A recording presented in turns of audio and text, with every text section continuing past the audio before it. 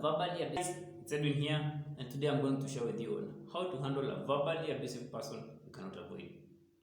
We've all encountered that one person who can really use their tongue to put us down. It can be a co-worker, family member, friend, partner, or even just anyone you interact with in your life.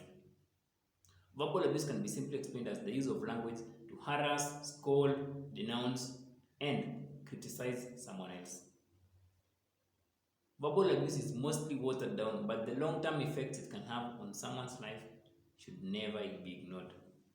Constant verbal abuse can lead to chronic stress, anxiety, hopelessness, worthlessness, as well as depression. Toxic people love using verbal abuse by exploiting someone's weaknesses and insecurities so that they can have their way. They can do this by using various subtle and indirect ways, which I will share some of them briefly. What makes verbal abuse even more dangerous is the fact that, unlike physical abuse, whose effects can be seen directly, the effects of verbal abuse is an unseen wound at the core of our being. Some of the common signs of verbal abuse to watch out for in your life are gaslighting, where someone twists your sense of reality; yelling; name calling, where someone calls you offensive names like stupid, idiot; being blamed for everything; threats; manipulation, where someone might say something like, if you leave, I will do this; as well as just false accusations. The best way to handle verbal abuse is to, of course, disengage and avoid interacting with those verbally abusive people. But in real life scenario, this is mostly impossible to do, as in one way or the other we'll find ourselves interacting with them. So in this video, I'm going to share with you some of the techniques you can use to handle those verbally abusive people in your life. The first way to keep yourself safe is do not share so much with them. Do not share with them your secrets, your private affairs, or your weaknesses. One thing toxic people love is to mirror back what you tell them when they want to manipulate you. The best way is to always keep your conversations at the level which is only necessary and not share with them those deep stuff which may be used against you later on. Secondly, practice straightforward communication with them by use of factual and clear statements for them to hear you. Avoid open-ended replies which they can use to constantly dig on you and take you around in cycles. Simple and clear will make things less complicated for you. Also, communicate with them only when it's necessary. If it's not, do not communicate with them. Another way is to set and enforce clear boundaries. Boundaries protect you from being taken advantage of and outline how you deserve to be treated. Where possible, communicate with them on things you cannot tolerate. Of course, toxic people will always keep pressing and pressing on those boundaries, but for your own sake, always know the things you cannot tolerate, as this will prevent you from engaging in those unhealthy conversations with people who put you down. Another way is to understand that you are not what they say. The words people say about you are not a portrayal of who you are. In fact, 9 times out of 10, what people say about you is just a projection of who they are. You can also water down those words and names they call you by seeing it as just mere words and reaffirming to yourself that you are an amazing human being. Words are just words, and you know yourself more than what other people say about you. Another way is to always lean on your support network. The support network can be a family member or a friend who you trust, who you can confide in, who you can share with, as they can offer you with emotional support and validate your experiences. Also, when you know that you are going to communicate with a verbally abusive person, at times you might tag along someone else. Because as we know, toxic people always watch their tongue when other people are around. The support network may also offer you any support when you ask. So it's good to have those people who you can trust that can come through if need be. Another way is to always remain calm if possible.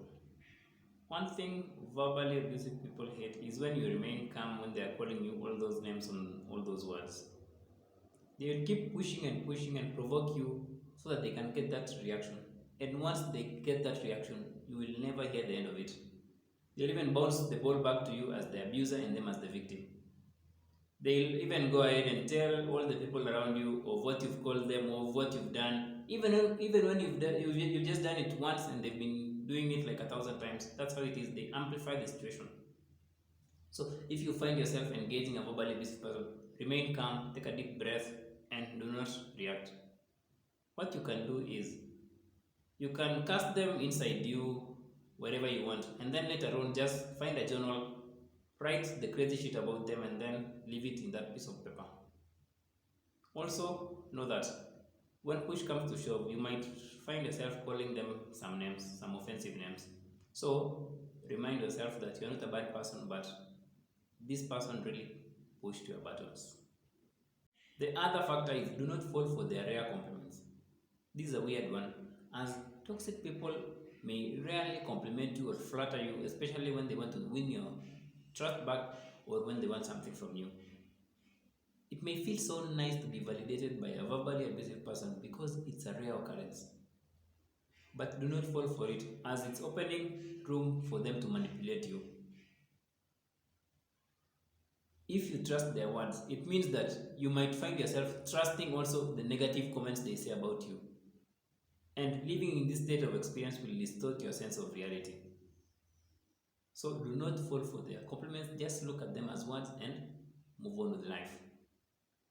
Because the fact remains is, even if someone calls you, gives you a compliment and they've been verbally abusing you 1,000 times, it does not erase the fact that these people are verbally abusive. Do not fall for it. Just see them as words and move on with life. Verbal abuse is abuse. It's mostly overlooked because there are no physical scars to display as evidence. The first time I learned about verbal abuse, I kept nodding my head and having many "oh" and "that's why" moments as I reflected back on the verbally abusive encounters I've had in life. I now understood why at times I trembled when I interacted with some people. Being called names and being told words like, Edwin, you're always damaging things, really did ruin my self esteem. But I'm glad I was able to learn about self help and work on myself, and right now I'm feeling really awesome. Verbal abuse can be very hard to spot, and even some people who use it may not even know that what they are doing is emotionally damaging and draining to the receiving parties. It may even be rationalized as jokes, but its effects can be so damaging. Awareness of verbal abuse will keep you away from the effects of a patronizing tongue.